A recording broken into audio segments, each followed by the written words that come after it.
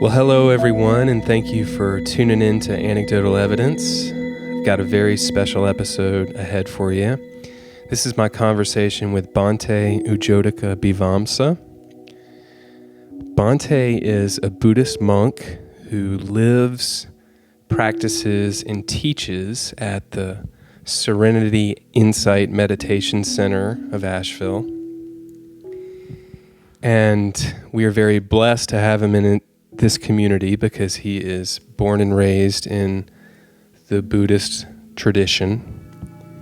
He was trained as a monk, and he gets into some of his background in our conversation. So it's a great opportunity to be able to sit down with someone who is deeply trained in the art of meditation, the practice of meditation, and someone who has dedicated their life to it. You know, we know that meditation is the foundation process for creating peace of mind, establishing peace of mind within ourselves. It's good for our health, our mental and physical health. And to be able to sit with somebody who has, again, dedicated their life to it is just a great privilege. And it was a great conversation. You know, it's now a memory. We talked in December 2015, and it was an unusually warm day, very sunny day. And it was myself and Bhante at his house, and with us was his facilitator, Suzanne, who is from Burma as well and has family there and goes back to Burma. She actually was heading back to Burma right after our conversation, and then came back, and I just missed her. She's now back in Burma, so I'm wishing her safe travels. And she was there to facilitate our conversation, and she did some translating, which you'll hear in the episode. And Brooke was there with us, very quietly absorbing it all. It was a really great experience because we talked about emotions, attention, anxiety and depression, drama and conflict and suffering, and the nature of meaning, and how to find peace of mind for ultimately happiness.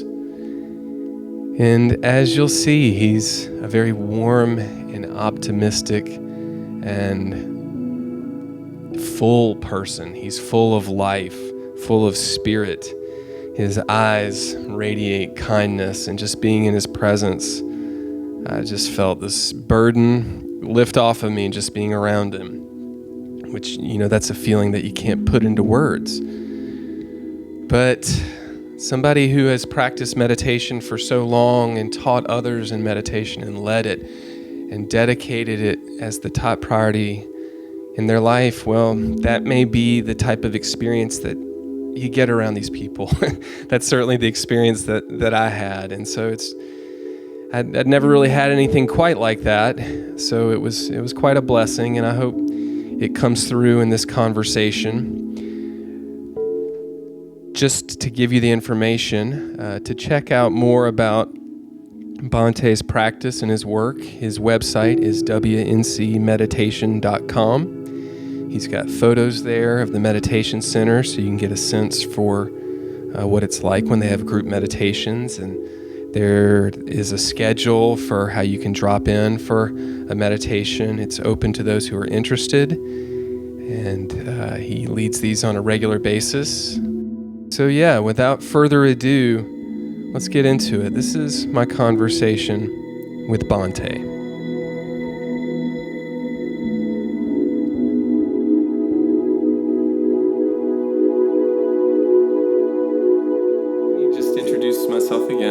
Johnson, and my profession is I'm a psychiatrist. Are you familiar with that term? Yes. Okay, yeah.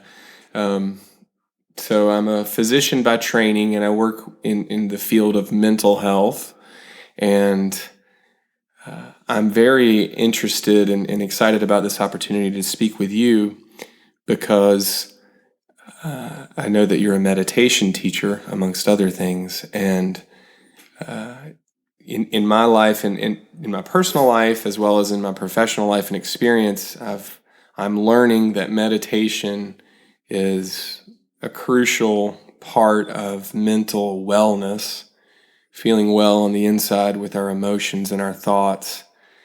And I'm very interested in hearing about your background and your approach to all this. Maybe we could just begin by you getting a chance to introduce yourself and tell us a little bit about your life.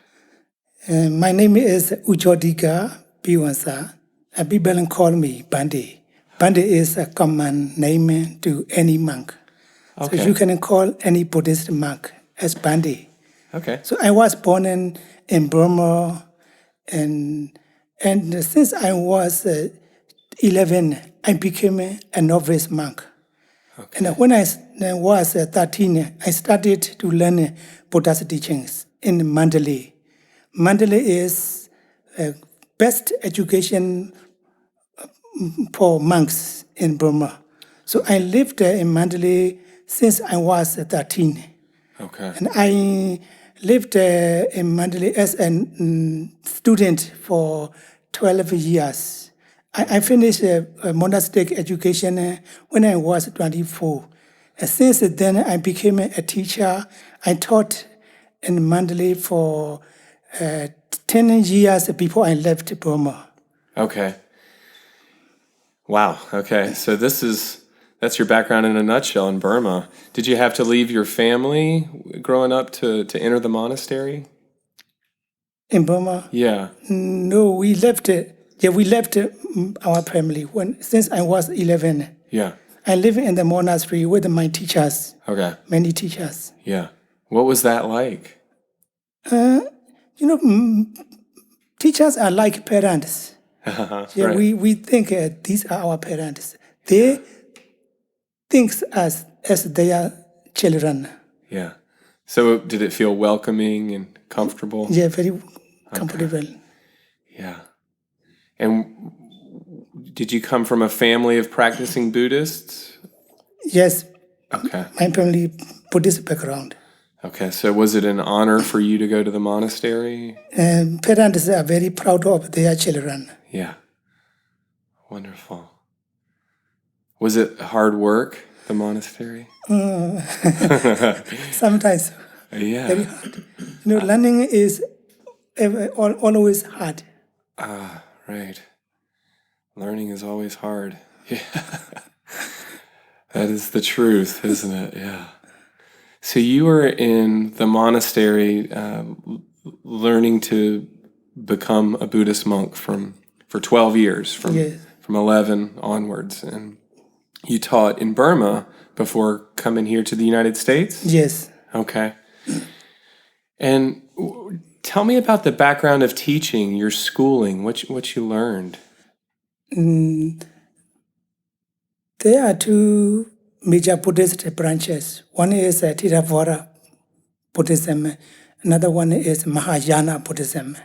So I grew up in Burma, which is a Theravada Buddhist country.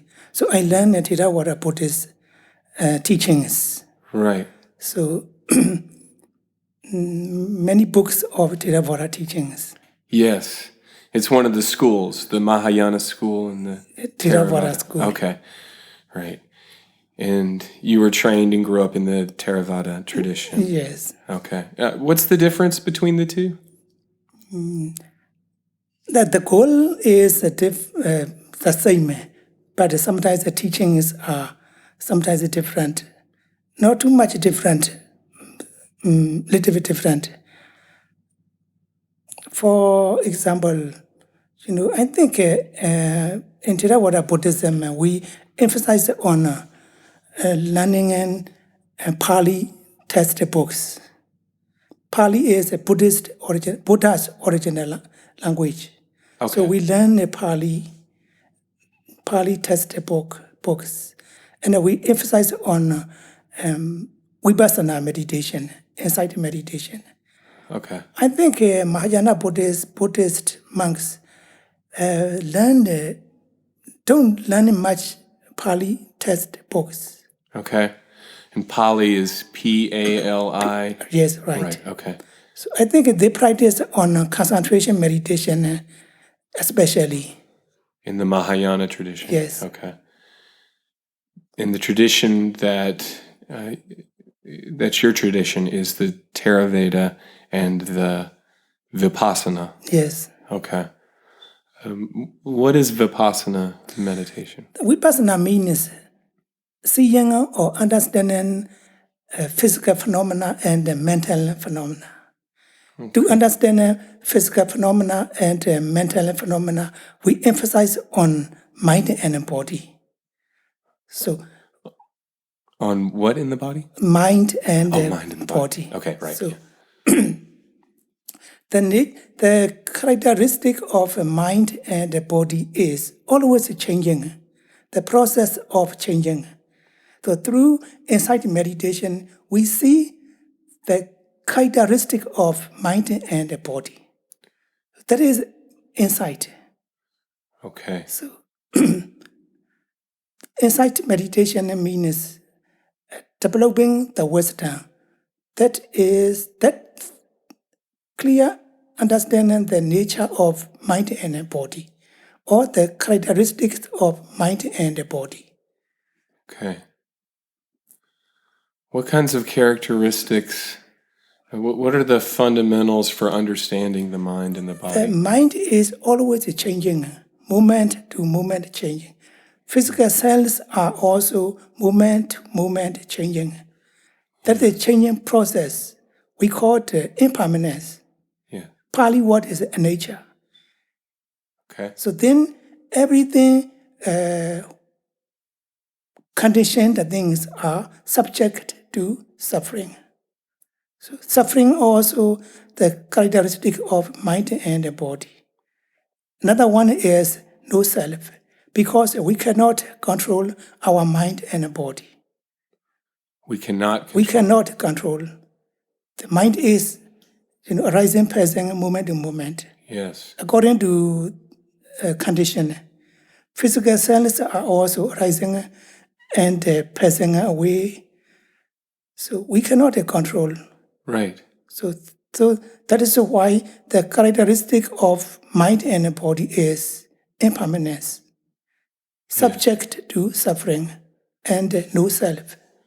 Yeah. No self? Is that what? No self. No self. Okay. To understand these three characteristics of mind and body, we practice insight meditation or Vipassana meditation. Okay. Okay. And how does one go about practicing insight meditation, Vipassana meditation?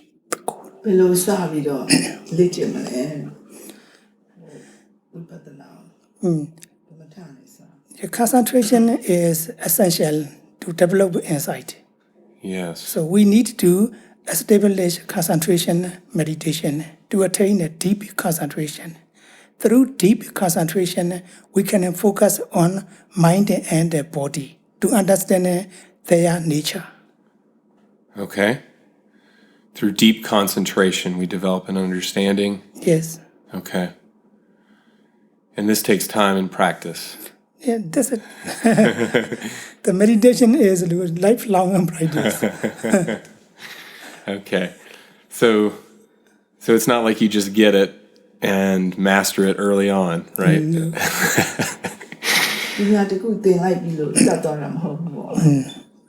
Right. It's hard work. Yeah, hard work.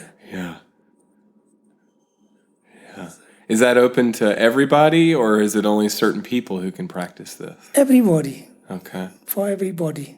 Okay. So to understand the true nature of mind and body, you need to be a Buddhist. You need to be any particular religious.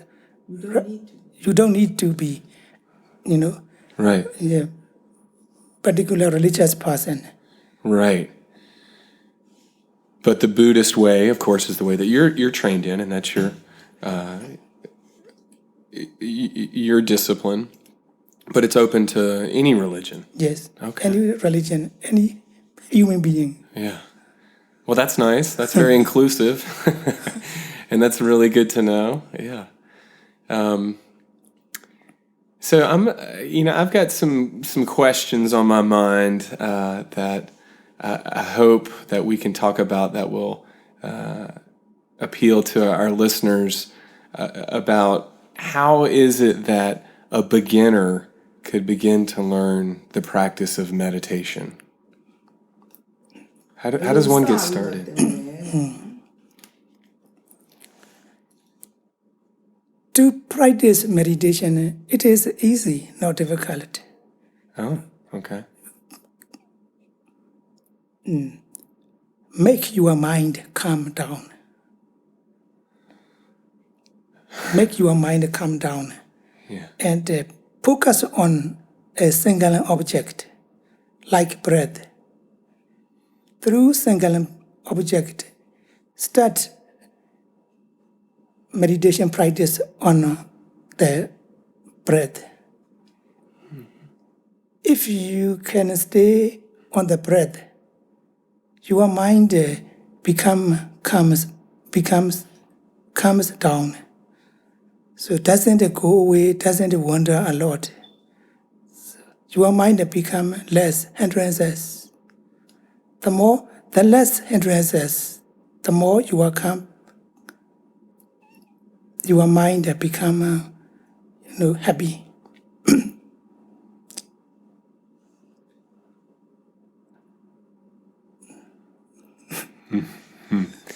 The mind becomes happy. Yes. As it quiets. The quiet mind. The quiet mind, yeah. Is it possible to be happy without a quiet mind? Impossible. Impossible. Yeah, impossible. Yeah. And Suzanne just wrote down a good question here, which is, what are the hindrances? Hindrances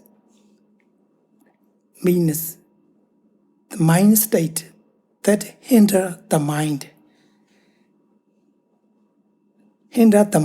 block the mind, not to be happy, not to calm down. Mm-hmm. So hindrances minds are the thoughts of sensual pleasures, thoughts of ill will. Ill will. Ill will. Oh, right. Lazy mind, dizzy mind, sleepy mind, restless mind, remorse, and doubt.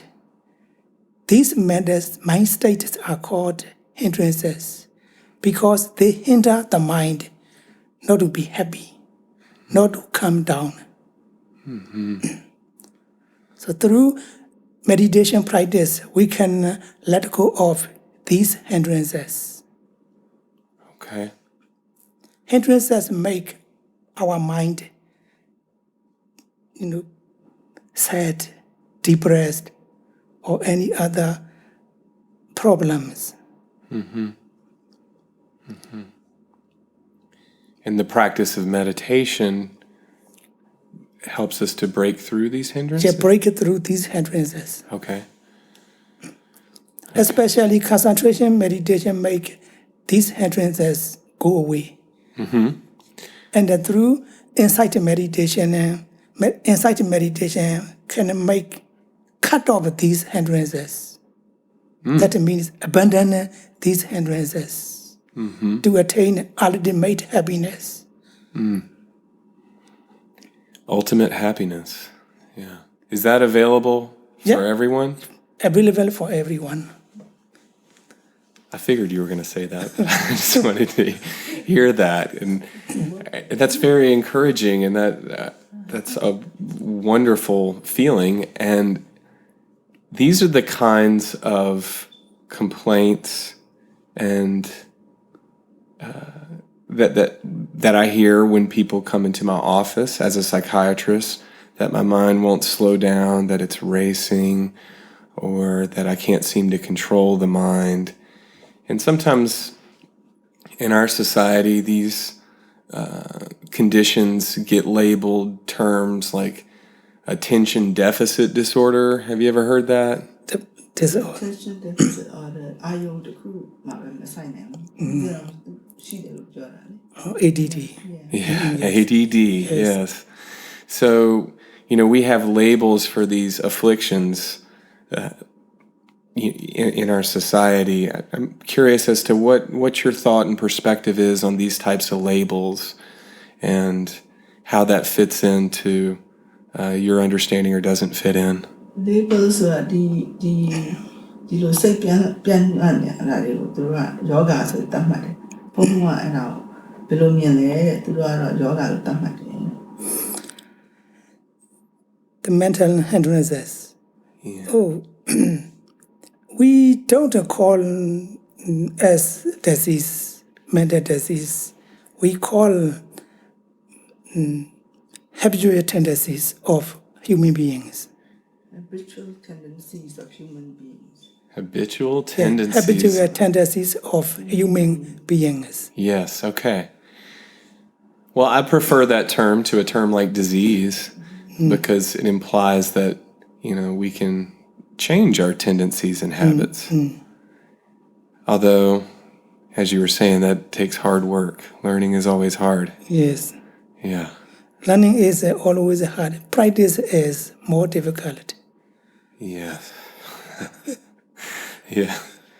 And yet that's the pathway. Yes. Practice. But right? if you keep on practice every day, 1 hour a day, half an hour a day, after a few years, it used to be, easy for you. It becomes easier. Yeah, become easier. Okay. Like physical exercise. Yes. Yeah, if you do at least 3 times a week, after a few years, it is easy. Okay. Does physical exercise fit in with Buddhist teachings? Is that part of the Buddhist school? We don't emphasize on physical exercise, but we emphasize on mental exercise. But when we practice meditation, we don't practice just during sitting. We practice when we are walking, when we are sitting, when we are lying down. So we practice walking and meditation sometimes 4 or 5 hours a day. That is, physical exercise. But we believe walking and meditation is not just for physical exercise. Okay. But to develop insight knowledge also. Okay. So as one begins a meditation practice and begins to practice Vipassana meditation, does it allow us to begin to move past some of these hindrances and to work through them? Do students understand new truths as well? Does that become available? Can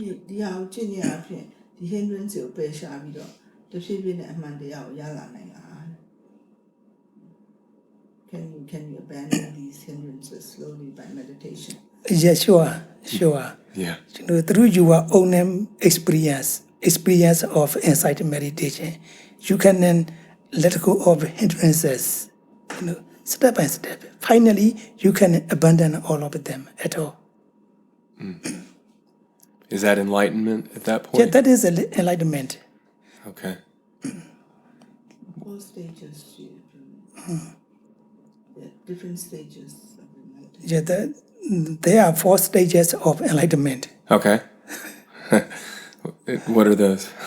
The first stage of enlightenment, wisdom, can cut off some hindrances. Okay. Second type of enlightenment wisdom can cut off some hindrances, more hindrances. Mm-hmm. The third type of enlightenment wisdom can cut off the more hindrances. The last, 4th enlightenment wisdom can cut off all mental hindrances. And that's nirvana, maybe? That is, all stages can be called as nibbana. Okay. But that is that's the one is final nibbana. Okay. But here we are in the world, living with all these hindrances in this world of suffering. And it's it's easy to get discouraged or to fall off the path, or to sometimes we feel hopeless or trapped or stuck. What is your recommendation for your students when they feel trapped or in a difficult position or with a recurring hindrance?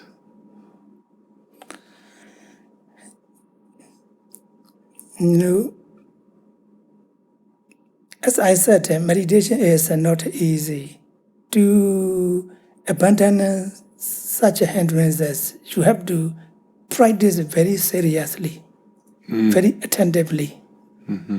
So, in the beginning, you need like a special training, like a military training. So you need like long time retreat, 3 month, 4 month, 6 month retreat. That is like a military training. After that, easy to practice. If you don't have such difficult training, you may have many times to give up the practice. Okay. Let's talk a little bit about your center here. Do you offer that type of training here to your students? Yes. We're here on this beautiful mountaintop with this incredible view and this beautiful house. It's a lovely place, and yet you would describe it as military type training? Because you have to wake up early. Yeah, okay. The discipline of it. Yeah. So I teach Buddha's teachings also. I teach Dharma. Dharma is a Buddha's teachings. Okay. So some people come to me to learn Dharma, to discuss Dharma. Oh, Dharma. Okay, Yeah, sorry. Dharma. Dharma. Yes. What- military training လို့ခေါ်မလား This is beautiful, not like a military training. But tell us about Dharma. What is Dharma? And generally, Dharma is Buddha's teachings. Okay. But Dharma has many different meanings. Okay. So another meaning of Dharma is nature. Natural nature. Natural. So if you understand the nature, that means that you understand the Dharma. So what is the nature? Everything is changing, moment to moment changing. That's nature. If you understand the nature, very clearly, until you see moment to moment impermanence, that means you understand the Dharma. Buddha doesn't create the Dharma. He discovered Dharma. He discovered the nature, especially the nature of mind and the nature of physical body. So Dharma means the nature. That is why everybody can practice Dharma. Dharma is not for specific religious people, for everyone. Okay. Interesting. When you mentioned the nature of impermanence, how everything's always changing, that sounds frightening sometimes, because it sounds very frightening, because what is left of us, what can we hold on to and assure us that we're still going to be here moment to moment? I'm asking a question that I know is impossible, but I mean, that's where I get discouraged sometimes, and I certainly hear also from others that, we want to be able to have something that we can depend upon and rely upon, but if everything is impermanent, then that sounds frightening. အကုန်လုံးကကြောက်စရာကောင်းတယ်ပေါ့နော်မမြဲလို့ကြောက်စရာကြီးရဲ့ဘာကိုကင်တွယ်ထားမှန်းမသိဘူးပေါ့လူရတယောက်တစ်ခုကိုမိခိုးခြင်းနဲ့ကင်တွယ်ခြင်းနဲ့ဆိုတော့အဲ့ဒါကိုဘယ်လိုကြော်လွှားမလဲ Then Buddha doesn't teach just impermanence. He also teaches permanence. What is permanent? The beyond impermanence is permanent. He doesn't teach only suffering. He also teaches the end of suffering.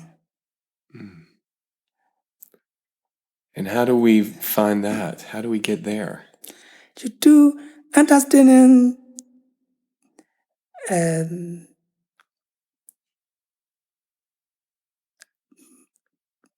like a changing process is conditioned. Beyond the changing process is unconditioned. To understand unconditioned things, you have to understand fully, completely what is conditioned things. To understand liberation, you have to understand completely, thoroughly what is suffering.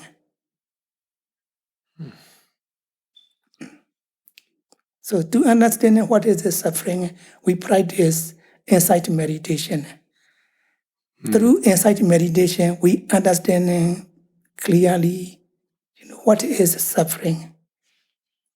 Then we understand, this is liberation of suffering, liberation from suffering, end of suffering. How does one know if you have that understanding? How do you know if you do understand it within yourself? If you experience that yourself, you understand. It comes automatically during your practice. That's what you mean. Okay.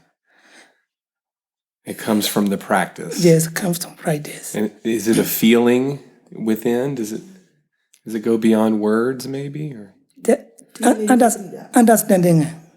yeah. Understanding, knowing, knowledge, wisdom. Okay.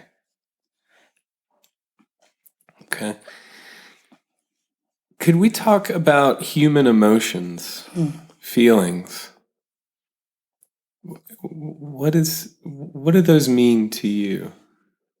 Human emotions. Yeah.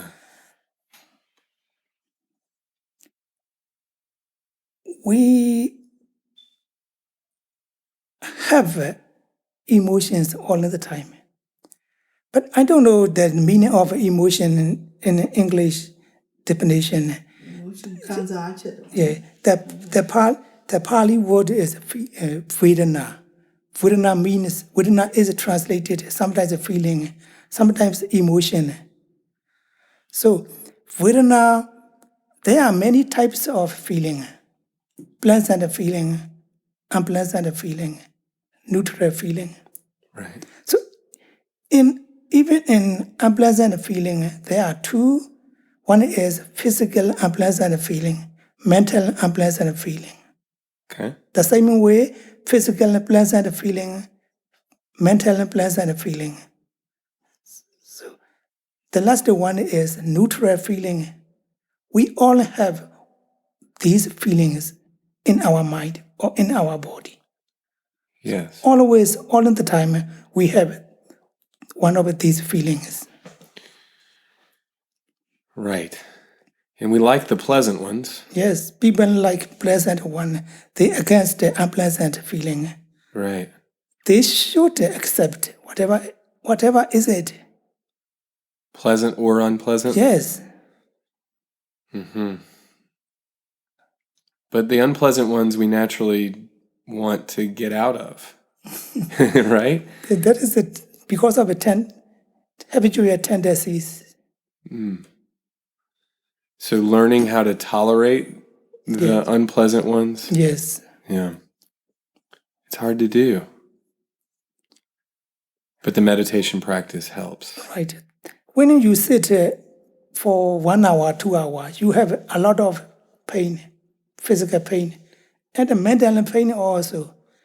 So dealing with the pain all the time, you can tolerate the pain. Even though you have pain a lot, you don't feel such a pain. You think, oh, my mind is free from the pain, even though I have pain. Is that something that just happens sometime and kind of wakes us up to that potential within us? How does that happen, being able to move? Through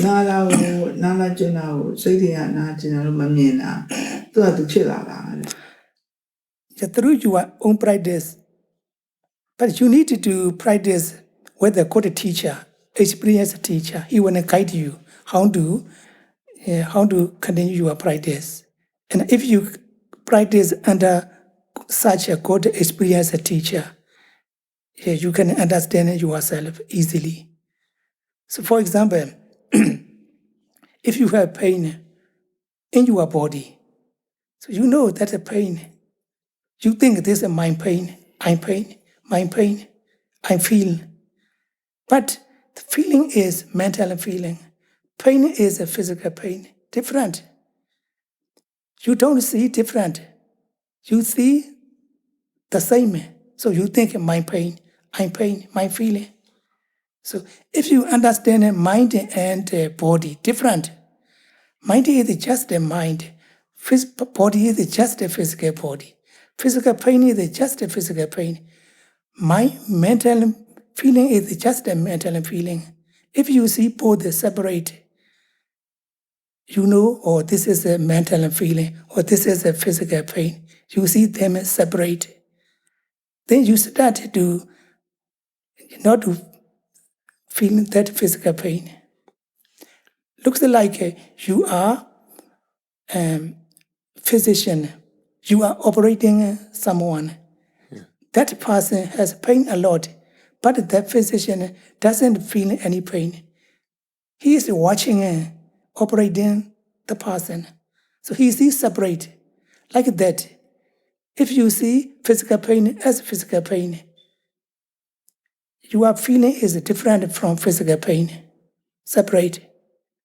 It lessens your mental pain.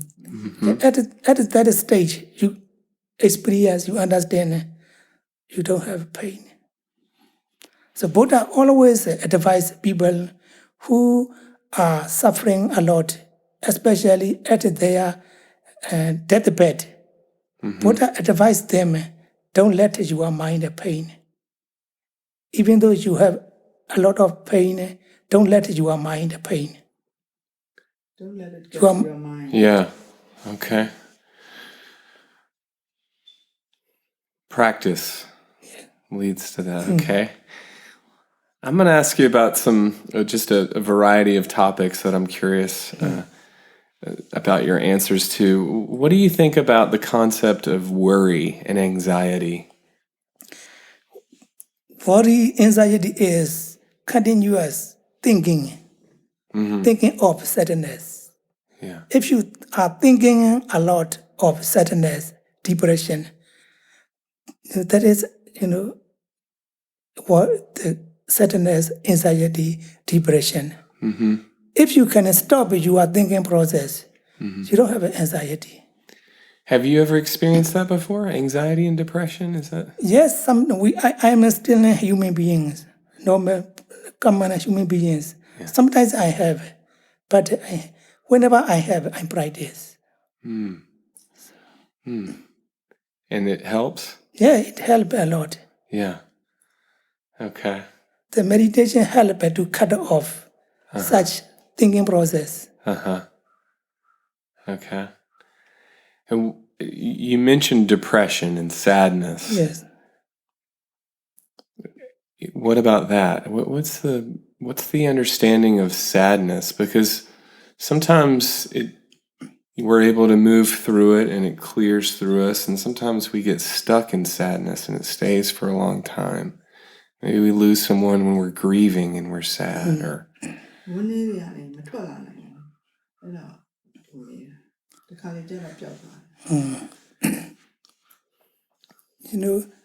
try to accept the reality, the nature. If you can accept the nature, you can stop your thinking mind, your sadness. For example, someone died, someone who you love dying. That's the nature. Everyone, all human beings, one day must die. Many people died. Our parents, our great-grandparents, they died already. We are going to die. Everyone must die. Nobody can live long. That's the nature of a human body. So if you see the nature, you can accept the nature. So in this world, every day, people are dying. Many people are dying. But you don't feel different because you don't know them. If someone you know well die, you feel sadness because you know that person. You are attached to that person. Right. So attachment creates your mind depressed. And what about if we let go of that attachment, though? Then we don't really know who we are anymore sometimes, right?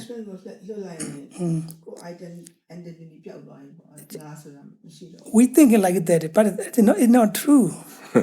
It's Okay. not true. Yeah, right.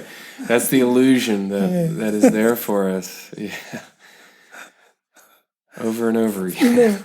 For example, this is my finger. My finger. I think my finger. I love my finger. If I cut my finger is part there.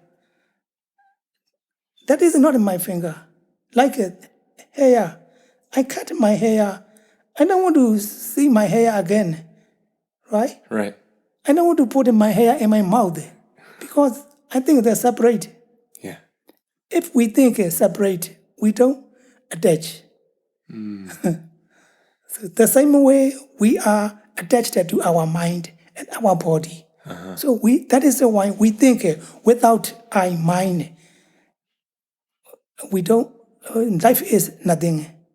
But we don't want to cut our finger off. Right? That is right. It's like example hair. Yeah, Hair is a good example. Hair's a good example, but yeah. But when you're attached to a person, how do you get not attached to that person? Yeah, ourselves. How do we detach? How do we try to understand the nature? That's most important. The nature that's even bigger than us. Yes. Okay. That really, the question that keeps kind of popping up in my mind as we're sitting here with this incredible view from your room here is I look across the mountain and they're developing the mountain and they're cutting down trees and we live in this world where we see ourselves depleting our natural resources and developing over nature. Yeah, the world. The nature. Yeah, the damage we're doing to our planet as mankind. How do we deal with that? How do you deal with that? Does that hurt you? How does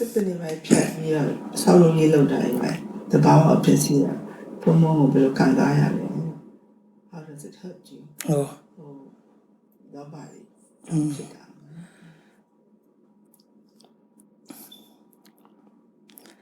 If people live a simple life, they don't need many things. But people are very greedy. They want more and more, more and more. They don't care anything. They don't care anybody. They care for them. Yeah. They destroy the nature. The big problem, that is a big problem for the world. Yeah. So Buddha doesn't encourage such things. Buddha always encourages us to live simple. He told us not to be attached to anything. So if you need something, you need. But if you want something, be careful. Yeah. Okay. Well, that. So even though if we eat something we have to reflect that. Not to create better thoughts, to help others, to create good thoughts. Whatever we use something like clothes, houses, or vehicle, or anything, we have to reflect all the time, not for greed, but for,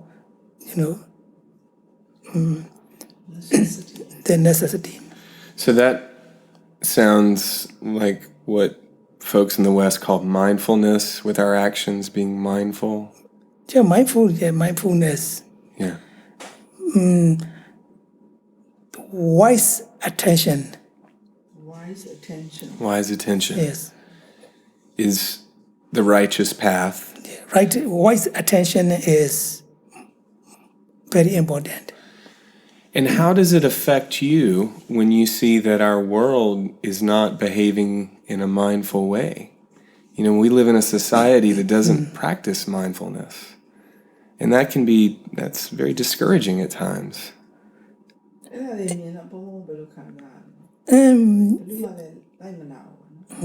So, personally, I don't like such people, but I cannot do anything. I can pray, I can help people who come to me. I can change myself. So first, I don't do any such things. I tell people not to do, not to be greedy. That is what I can do. I don't tell all people in the whole world. If I were like President of United States, or if I were the Secretary of United Nations, I can help him, a lot. Yeah. But now I'm just a normal common monk, so I can do myself. I can help other people who come to me. I can help people who I know. So do you feel like you have to make the distinction between just doing all that you can as an individual? Yes. Otherwise, I can let go of other things. How do you let go of the sadness? That is the human being is a karma. Karma. Karma. Yeah, karma. Pleasure? No. Karma is a deed. Oh, karma. Karma. Yeah. Karma. So, yeah. the human beings, karma. Yeah. So what does that mean for our future? What does karma have in store for us? If people do bad things, the result is not good. So future is not good. Yeah. Nothing to do, but to accept. Yeah. And so when we look at our society doing bad things, and we see so much evil going on and suffering being created unnecessarily, it feels like, how do you reconcile that? How do you cope with that? Because it feels like, in my experience, has been that's a big source of depression and anxiety and fear and panic, is seeing what we're doing to the world.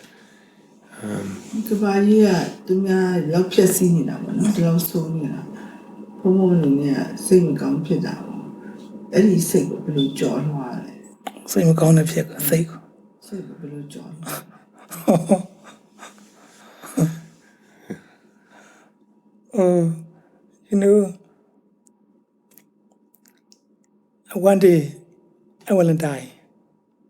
One day all people will die. One day this world disappear. That's nature. Accept the nature.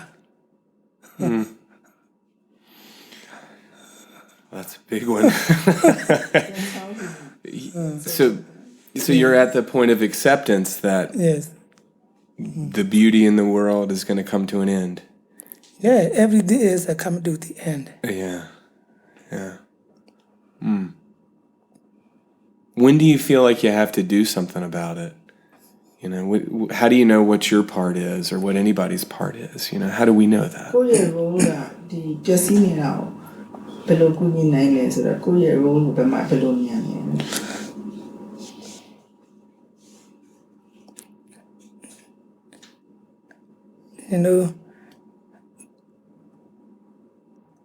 We needed to tell all people, we need to let know other people, not to protect the world. That's right. That's my role. I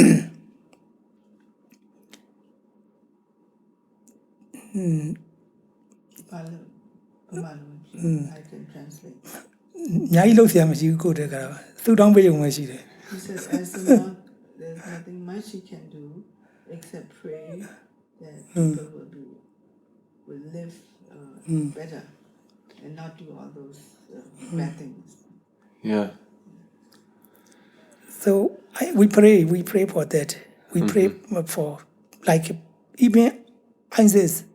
We pray may they, understand the truth. May they let go of wrong view. May they free from suffering. May they understand the truth. May they not harm anybody. Mm-hmm. So we pray for them like that. That is what we can do. So does that mean that you pray to God, or Everyone. okay? He said regarding the ISIS. Yeah, like ISIS. Yeah, Right? he prayed that Yeah. Everyone, they will including the world. Does prayer do anything? actually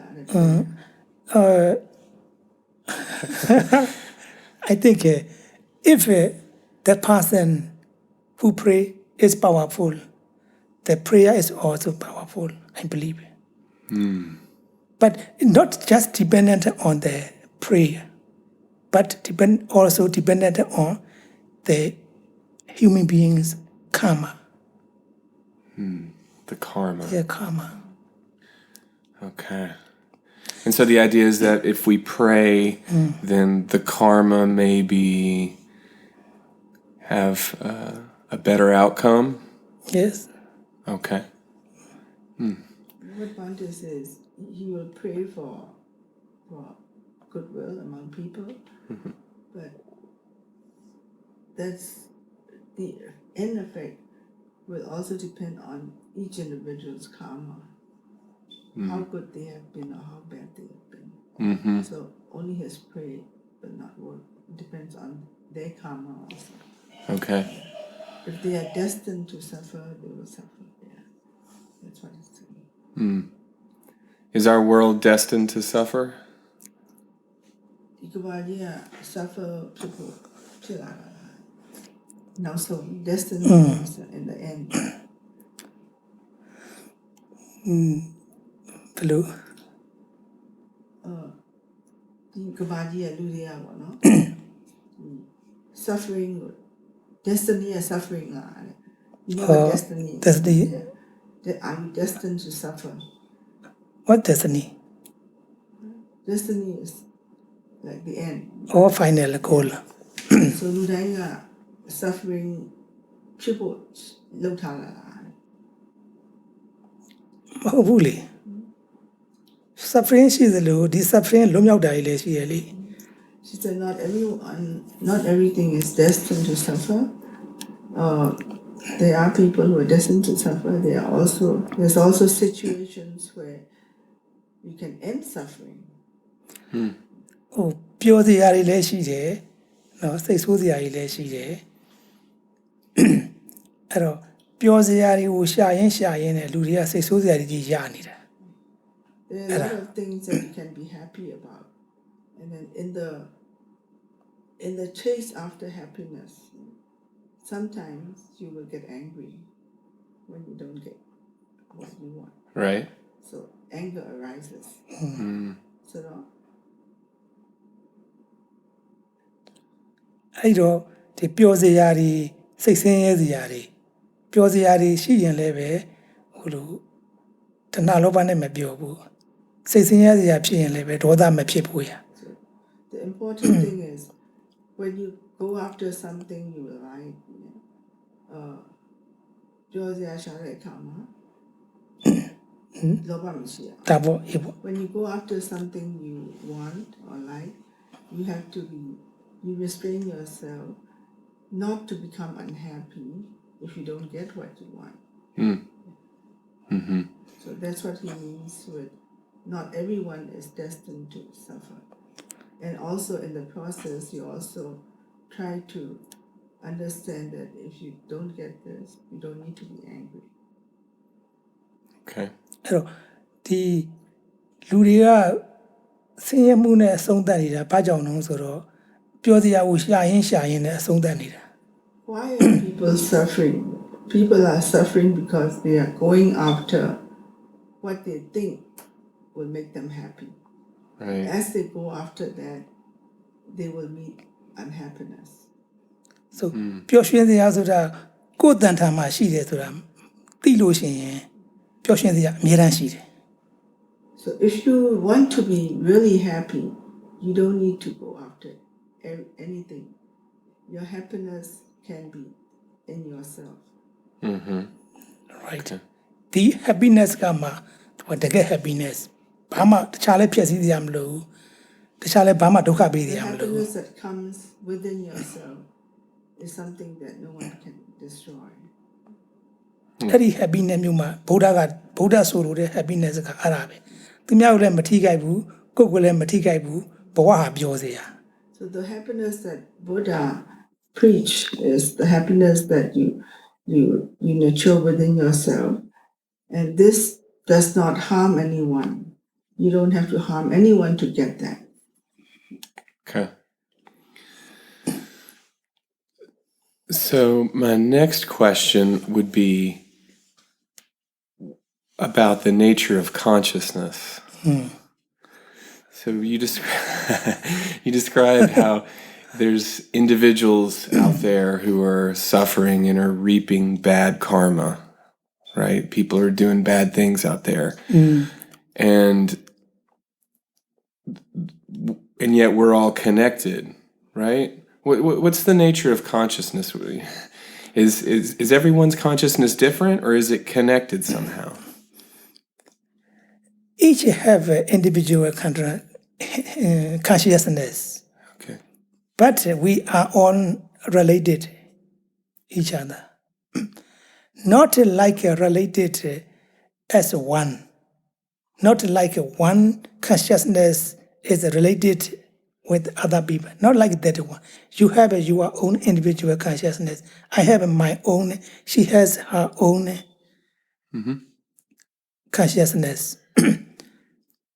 But we live in the same world. We are all related to each other. That means you and your consciousness affect me. My consciousness affected you. Yes. Separate, but not Not connected. not connected. Influence. How does consciousness relate to the material world? Where does it exist? Is it in our brains, or where is it? Consciousness. Yeah. Your witness consciousness below sesale. Consciousness only You know, in our body, this body is made up of mind and physical body. Mind and body. They are working together. They are codependent. Mind is dependent on the body. Body is dependent on the mind. Without one, another one doesn't work. So they are codependent. Okay. So they're related. The mind and the body are related. Are they different versions of the same reality, or are they different realities, or how do they relate? Can we find consciousness in particular places, or do they what's the nature of the relationship? I don't understand the question. Can you find consciousness in a plant? Sure. Yeah. Consciousness the China ma တွေ့နိုင်သေးလားကိုခန္ဓာအပြင် No, According to Buddha's teaching, consciousness is only in the body of beings, all in beings, not living beings, not in the trees, not in the mountains, not in the physical things, only in the bodies of living beings. Okay, it's only in the living beings. Yes. Okay. And each individual has its own consciousness. Yes. Do animals have consciousness? Yes. Dogs and cats? Yes, all living beings. All living beings. Even ant or insect, they have consciousness. And plants too? No. Not in plants? Not plants. Okay. Interesting. The vitality, according to Buddha's teaching, there are two vitality, life, the physical vitality and the mental vitality. For all beings, living beings, there are two vitality, physical vitality and mental vitality. But in trees and mountains, houses, trees, mountains, they have trees, they have a physical vitality, not a mental vitality. Okay. That is why we don't call them as a being. As a being. As being. Yeah. Just plant. Does consciousness come from our brains? I think the whole body. Okay. Not only. I mean, I tend to believe the same thing, Yes. The whole body has a contribution to consciousness. Is that your personal belief, or is that the Buddhist teaching? My personal belief. Okay. Buddha's teaching, according to Buddha's teaching, there are 6 types of consciousness. Unconsciousness, or seeing mind, here. Ear consciousness, hearing mind, here. Nose consciousness, here. Tongue consciousness, here. Body consciousness, the whole body. And the mind consciousness is in the place. But Buddha doesn't teach exactly where that is place. He used only one word. He used like the mind consciousness arises in the place. In the place. Just like that. But we don't know where.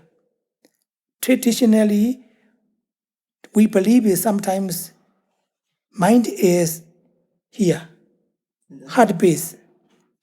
Mind is here, heart base. But some believe mind is the whole body. So that is why I like the whole body. Okay. The whole body, and some say it's heart-based as well. Yeah. Well, I really like that. Medically, what does the medical profession say in the Buddha? I don't think we have a very good understanding of it in our medical model. I would think that according to modern medicine, consciousness arose from our evolution. But I don't really want to speak for that, because I don't think they've got it all figured out. Not that there even is a they. I think the nature of science is we're raising more questions than we're getting answers. I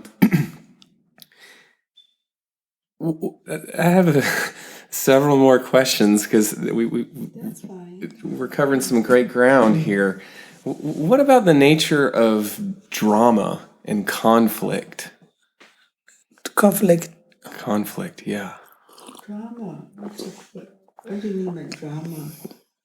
What? Lots of things happening? Yeah, the nature of disagreements and conflict and non-peaceful interactions. Yeah. How do we resolve those conflicts? Are they inevitable?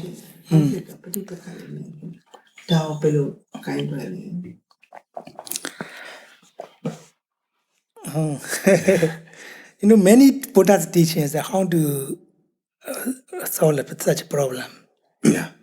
One story, the king of deity came to the Buddha, and he told the Buddha, people want to live happily. People want happiness. All beings want happiness, but they don't have happiness. They suffer a lot. Why? And the Buddha told them because of jealousy and envy. Jealousy means, envy means I want everything. I don't want other people to get. I want to be rich. I don't want other people to be rich.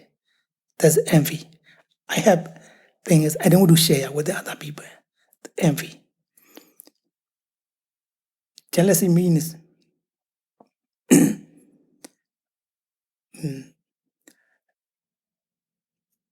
jealousy means envy, jealousy. သူများရှိတာကိုမနာလို့ဖြစ်မနာလို့ရ Manalura, jealousy. Okay. Jealousy.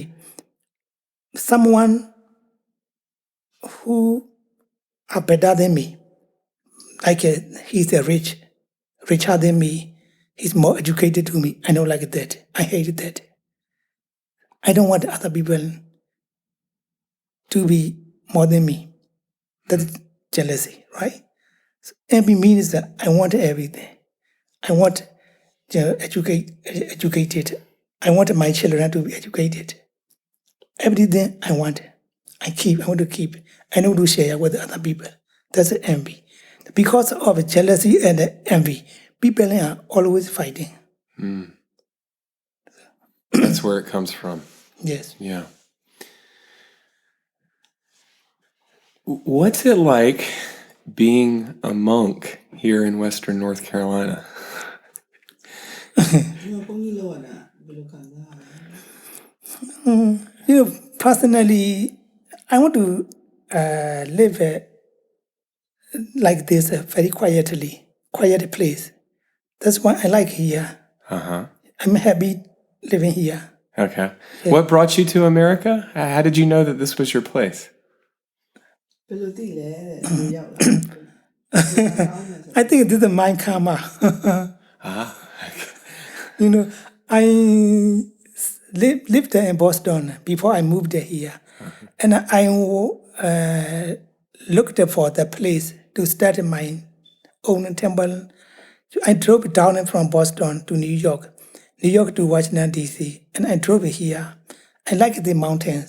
And I met some people, very good. They're very, very family friendly. So I like them. They told me to study here. Don't go down. The weather is so bad, not so good. So they like me to stay here. I also personally like this place. I like mountains. So that's why I decided to stay here. Yeah. Well, that sounds familiar. That's what brings a lot of people here. I'm not originally from here, but that's... Where are you from? I'm from Raleigh. Yeah. Oh, Raleigh? Yeah. Not too far. United States မှာနေရတာ not only in Asheville. What about your feeling living in the United States? Yeah. Oh, compare with the Burma. Burma was very bad past few decades. Yeah. Not safe. Right. Especially the monks that don't save. Because some monks are against government. Yeah. Government sees everyone who against them. They invaded into monasteries anytime. They see some monks and they see many students, people who against them. So I felt it not safe. Yeah. So compare with Burma, this country is the best. Yeah. If you have never lived in such a country, you may think this is not good. Yeah. Right. But for us, this is best. Yeah. Yeah, there's been a lot of conflict in Burma with the military. The past few decades. Yeah. Now becoming better. Well, that's good to hear. Yeah. What do you enjoy about your work?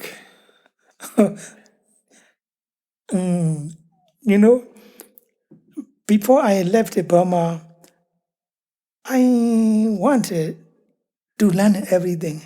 I went to many classes. Some classes are not for monks, like a business class, accounting class, not for monks. But I went to take classes. And some people told me, oh, Bhante, you do everything. You don't need to do those things. And I think, sometimes my intention is different. What I'm doing is different. Result is different. So when I moved to here in Boston, in Burma, I taught to monks and officers full-time, every day. So here, I did not have anything to teach, to preach Dharma. I felt I was useless person. I was useless person, jobless person. So sometimes I say, my intention is different here. What I'm doing is different here. Maybe result may be different. So I think like that. Since after I moved here, I don't have many people here. So I have a chance to read, to practice, and to teach some people who come to me. Then here I'm feeling, now I'm doing what I want. Nice. So I'm happy. So I practice myself. I read books. I teach some people, and I learned many things from people who come to me. When Bhante first came to North Carolina 5 years ago, he cannot speak English very well. Oh, okay. He went to study English at Baptist University, Baptist Church, college, Harvard College. Yeah. And then slowly, speaking with the American Sangha members, now he can converse quite well. Yeah. So that's why I like this area with the people. When I moved there to North Carolina, he translated all the time, every word. Well, your English is good now. It's obviously come a long ways. Now Yeah. I don't need to translate anymore. Yeah. Okay. I think I don't understand much of them. Some questions that has to do with American life, like Bhante cannot understand the question, then I jump in. Yeah. Yeah. The monastic life, being a monk, must be very difficult sometimes. Yeah, difficult. But when you start at your young age, like step by step, not difficult. For me, since I was 11, I became a novice. So I learned, I lived with my teachers. We followed their tradition and they teach me step by step. I became a teacher. So I grew up step by step. So for me, not difficult. For people, difficult, very difficult. So for monks, I cannot eat whatever I want. Right. I cannot eat whenever I want. I cannot go wherever I want. So that's a problem for people. But for me, it used to be. So no problem for me. So I know I should not go many places. I should not eat many food. I should not eat any time. It used to be for me. So no problem for me. So I mean, if you grew up in that tradition since you were young age, no problem. What about not having many monks around you? Now, when some monks come to me, like 10 monks, 12 monks, I'm very happy to see them. Before I lived in the monastery in Burma, many hundred monks. I don't feel like that. I don't feel different. They are here, not different. But here, when some monks came to me, I'm very happy to stay with them. Because I'm hungry, monks. Hungry for monks. Yeah, I imagine it gets lonely sometimes. When I lived in Mist River, past 2-3 years, when I was alone, I feel lonely sometimes, especially in the evening. In the evening, 4, 5, 6, 7 o'clock, I was alone, nobody there. I feel loneliness. Yeah. Sometimes depressed, a little bit. But I know that at that time, I sit in meditation, I chant for 1 hour, 2 hours. Every day, there's depressed or any sadness, loneliness, go away. So now I can manage my life. I can stay anywhere. Doesn't matter alone. So you're still developing your practice even. Yes, I'm still practicing. So here I have a chance to practice. Yeah. Do you ever get discouraged or feel like just giving it up? No, not now. No. Now, I don't have such a, intention or idea. But since when I was young, I had sometimes. Yeah. But now I don't want to be a lay person. I don't want a family life because I see many people are suffering a lot. Family life. That's right. Drama and conflict. Yeah. Conflict. So people, husband and wife, they are not happy each other. I see many people now, I don't have such. Yeah, right. They come to Bhante with their problems. Bhante said, I don't know how to answer your question because I've never been married. When I was young, I had such idea, such desire to disrobe? Yeah, to disrobe, to get a family, to have a family life, but not now. I think since I moved to the United States, I don't have such. What's your daily routine like? Now? So get up in the morning and I walked around this house for 45 minutes. I walked for exercise. And then I pray for a few minutes. And I had a breakfast. And morning time, someone come to me and we discuss Dharma. If nobody come, I read news sometimes. So I had lunch. After lunch, some people come to me. I talk with them. I teach Dharma. Other times I read myself. And until evening. So every day, 9 to 10, 9 to 10:30, 9 to 11, I pray and meditate. Every evening, every night. That's my routine. And after that, I read some Dhamma books, and I read some news, and sometimes I wrote articles in Burmese at night, and I usually slept after 1 o'clock. After 1.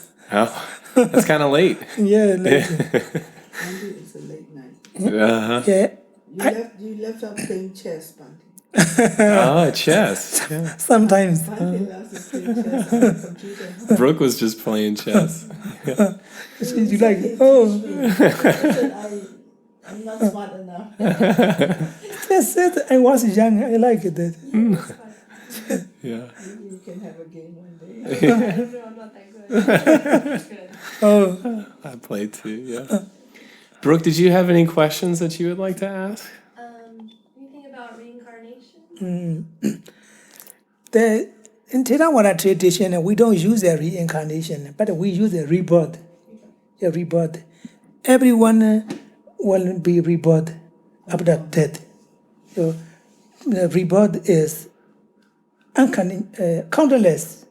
So we passed many countless lives, uncountable lives, endless, beginningless, and endless lifetime. So we rebirth again. Sometimes a human, sometimes animal, sometimes a deity, sometimes a Brahma, sometimes in the hell, sometimes hungry goats. So we move life to life according to our own karma. So if you are doing bad things this life, maybe next life you will be reborn as animal or hungry goats or hell. If you are doing good karma or next life, maybe you will be born human being or deity or good spirit. So how long do you have to stay in hell if you do something bad? according to your own karma, According to your bad karma, deeds. yeah, bad deeds. Some people just 2-3 days, some people a week, some people 100 years, some people according to your deeds. So hell does exist. Yes. 2-3 days is not bad. No, we can do that. So from Compared to hell, 100 can years. you, if you get to hell, can you become a human being? again? Yes, after death. There's chance. Yeah. We all have a good karma, bad karma. If a bad karma dominant, bad karma give a result, reborn as in lower life, reborn in a lower life. If a good karma influence, good karma give a fruit, reborn in higher life, good life. So does the karma carry over lifetimes? The Bhuvan, Yes, it carries over. like we are doing karma all the time. Karma is a deed, physical deed, verbal deed, and mental thoughts. So we are doing karma all the time, good or bad. So only one karma can give a life, one life. Just this moment, many 100,000 karmas. Only one karma can give one life. But you don't need a lot to be reborn. So mind is very quick, very fast. And it's endless. It just goes on and on and on. Does it ever end for the whole world? No, never end. Never end. This Infinity. word never end, never beginning. That Buddha's word, beginningless, endless. Because this is nature. Buddha said nature. The beings are nature. The universe is nature. Everything is nature. Natural process. But if you gain enlightenment, the 4th stage, then you don't. Yeah, you are beyond that nature. You are beyond conditioned things. But you are in unconditioned things. And conditioned things also nature. Nature. Dharma is a nature. Is there any one particular teaching that you'd like to share with Americans listening to this and So- people around the world? Okay, whenever you read the Buddha's teachings, you may see 3 parts. One is practice morality, practice concentration, practice wisdom. These 3 things are the core of the Buddha's teaching. Morality, concentration, and wisdom. Morality means, don't do any bad things physically, verbally. Don't do, don't say any bad words. Don't do any bad action. Control your bad action, bad speech. But do good action. Speak good words. That's a morality. Okay. Concentration means make your mind to be calm, happy, concentrated, without hindrances. So that's a concentration. And the last part is wisdom, understanding. To gain wisdom, learn, practice. Learn and practice. Do together. Without the learning, practice looks like traveling without a map. Without practice, learning is not enough. So learn and practice to develop insight. Well, you mentioned that you enjoy chess. Anything that you like in America? Any other things that, not that chess is an American game, but is there anything American that you like and that you particularly enjoy? You like these mountains? Sport. Sports, yeah? What's your favorite sport? Yeah, I like basketball. Basketball, okay. Yeah. Bhante likes carpentry work too. Oh, carpentry. A lot of work he does himself. He can build a deck. Oh, yeah. All right, yeah. Well, that's good to know that you have hobbies and interests. That's That's cool. Well, this has been a real treat for me. Thank you so much for taking the time to speak with me. And thank you, Suzanne. Thank you for having us here. You have a beautiful place here. This is really wonderful, and it's beautiful what you've done with it. Well, Bhante, thank you again so much. Yeah, how do you feel? Oh, happy. I'm very comfortable to Great. talking with you. Great. Well, thank you very much, Bhante, and I hope y'all have a wonderful day. Thank you for having us.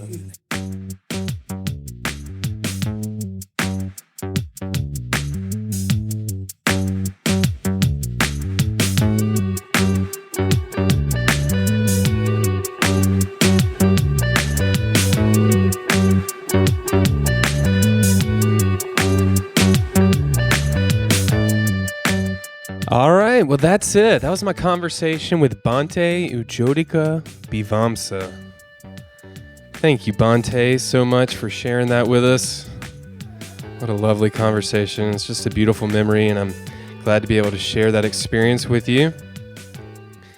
And thanks for tuning in to Anecdotal Evidence.